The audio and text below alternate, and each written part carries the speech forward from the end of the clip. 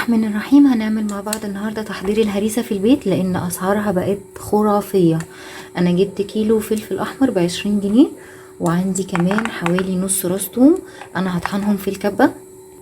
هطحن التوم مع الفلفل في الكبة، وبعد كده هوريه لكم ونكمل بقية الخطوات.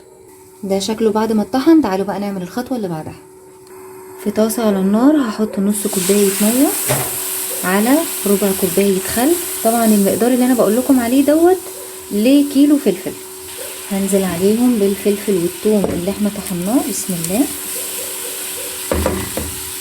المنكهات بقى اللي عندي سهله خالص، معلقه بابريكا كبيره، وزيها كزبره ناشفه، وزيها كمون، وكمان زيها سكر. بس الملح هو اللي هحط معلقه ونص بس، لكن من كل حاجه معلقه واحده بس.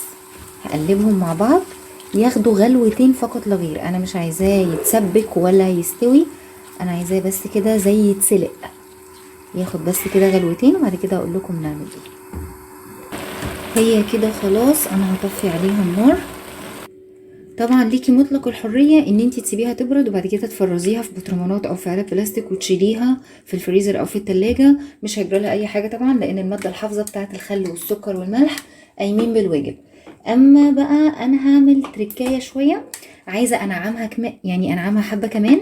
هضربها بالهاند بلندر، او لو مش متاح بالنسبه لك ممكن ترجعيها الخلاط تاني تديها طحنتين 3. انا طحنتها كده بالشكل ده، اديتها 3 طحنات كده بالهاند بلندر. عايزه اقول لكم بجد تحفه، وعملت معايا كميه كبيره جدا. انا شلت جزء، وده الجزء اللي انا خليته للتصوير.